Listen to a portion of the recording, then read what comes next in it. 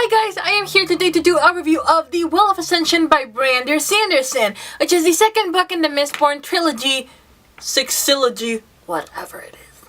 If you've not read the first one, or if you haven't finished it, please do not watch this video, because I'm gonna talk really heavy spoilers of the first book. I'm just saying. But just so you know, this is a non-spoiler review for those of you who have not read The Will of Ascension, so let's get right into it. Big spoiler for those of you who have not read the first book. Kelsier dies! Kelsier dies! I could not believe it. It was so beyond me with the first book. I get what he did and I know where it's coming from and I approve, and I was like, that is such a genius idea with the whole thing. I was so like, yes! Yes! But at the same time, I was so sad because he had to die.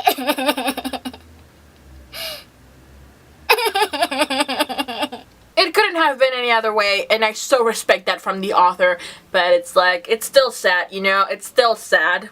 Because, as I mentioned in my review of The Final Empire, Kelsier had been my favorite characters of them all. And also I mentioned that, you know, Vin had been kind of like a hard character to follow, and Kelsier had really made the story bearable. So, what was I gonna do without Kelsier in the second book?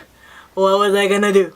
And indeed, it was harder to follow because there was a lot more Vin, and Vin was still being really nitpicky and like not trusting anyone and doing a bunch of stupid shit that betrays someone else's trust. So it was definitely a lot harder for me to follow with the book. But still, there was a couple newer characters to know in this story, and also it's something I didn't mention, which I should have, but I loved all of the characters. The supporting characters were just so good and so supportive. They were all just so well done, and I fell in love with each and every one of them. You know, with Sazed, with Clubs, with Spook, Ham, and Orsier. And I just really loved all of them. So they came, they shined a lot more in the second book, and I got to see a lot more about them and get a little bit deeper with each and every one of them, which I really liked and loved. And it was so interesting to see this other side of them once Kelsier was no longer there, because it affected every single character like differently. For example, Vin was now sort of like a goddess since he had slain the Lord Ruler, and Kelsier, the religion of the survivor, was really hitting it, you know, it became really popular. So there's all of these things changing, and there's so much going on. But the main thing that I loved was that even though they totally killed it with slaying the Lord Ruler and bringing down the Final Empire, what happens next? I feel like everyone's always so focused on like the revolution and like bringing down the bad guys and bringing in the new guys in, and it's like, yes, we did it, we defeated the evil or the government or whatever, and now we're here. But you often don't get to see that, like, what happens next. Because you have a country without a ruler, and it's like, it's a tough thing to make. It's hard, tough questions. You know, what do you do now with this thing? Elend is now at the head of the new government they've built. I mentioned also that Elend was kind of like a character that I really didn't care about. In this book, I really got to care about him and get passionate about the things he was passionate about. I was very happy about it. Because I thought for a moment that he was just going to be like an annoying character that I would have to read about, but not at all. It turned out that I really like him, and I really agree with him on a lot of things. Even if there's a lot of other things that I don't agree with. His growth as a character throughout the novel was just amazing, and I loved it. And also, everyone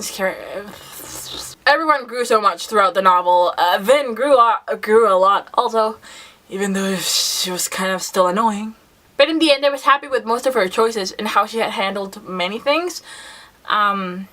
The Will of Ascension was a lot slower than the Final Empire. Like I said, it was a lot more political, but it was still really fascinating. But if you're not that into like knowing the politics that hold behind it, and lots of democracy, and like talking and this and that, it may be slow, but I think that even still, Sanderson made a fine job at introducing new characters and new things, new dangers. Like, there's this thing called the Koalas, which I don't remember if they're shown in the first book, but they're bad shit giants. They're like huge trolls.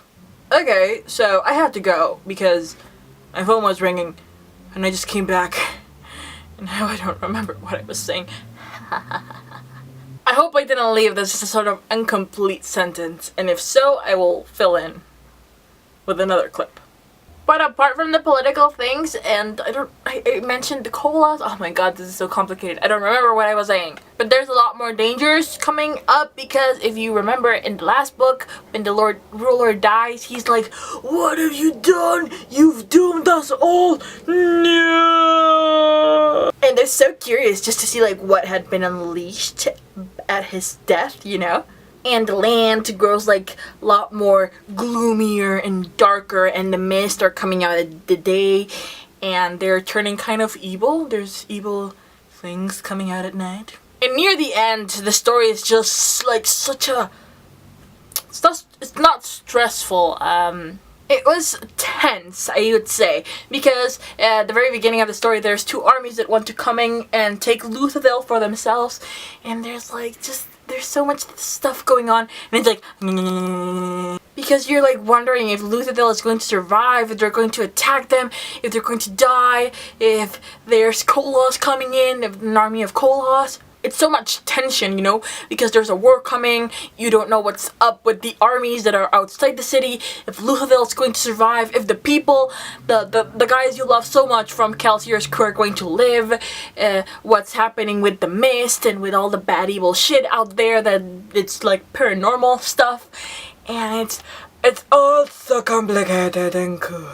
And also it's like the Well of Ascension prophecies are back, so... There just might be a Hero of Ages around there going on. Cha-cha-cha, cha-cha-cha, it's so cool. So the end was pretty surprising to me, sort of. It was exciting because you get enough hints throughout the story to know what's going to happen at the end, but it was still so excited, and it was like, no! I need to stop doing that, but whatever. It was so cool. So I really enjoyed this book, not as much as the first one though, because like I said, the beginning was a bit slow. Even if it was interesting, it was still a bit slow, and I was really missing Kelsior so much. I felt like he was needed, because even though many more characters were introduced, I still felt like none of them was just as likable as him, and Vin and Ellen didn't grow up to be quite as likable as Kelsior. And funny enough, my favorite character now, it's not Vin, it's Ellen, actually. I really thought that with Kelsior out of the way, Vin would grow to be my favorite character, but nope. I did mention that she had grown as a character, she needs to grow a lot more. And like I mentioned in my other review, a lot more female characters were needed in this one. I was still happy to meet Tindwell. I forgot her name. Tindwell was a cool, badass kicking, ass-kicking character. She was really cool, I really liked her, and but still I think that we needed a lot more women. What up with you, Sanderson? And also Vin is now 18, and so is Ellen. Ellen is like 20 something, I think.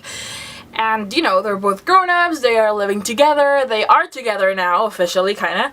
But there's absolutely no sexual aspect to the story. And chill, I'm not saying like it should be a highly sexual novel, but there is nothing. There's barely a kiss here and there, and it's like, why?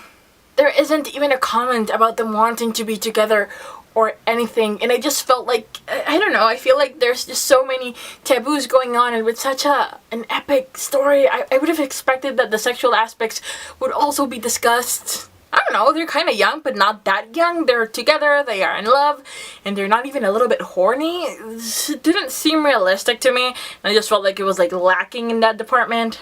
And don't bring in that stuff about, think about the children, because there's this part where a man's head literally explodes into a billion pieces, Game of Thrones style. If you've seen that episode, you know how that looked like. So clearly, they are not afraid to be graphic.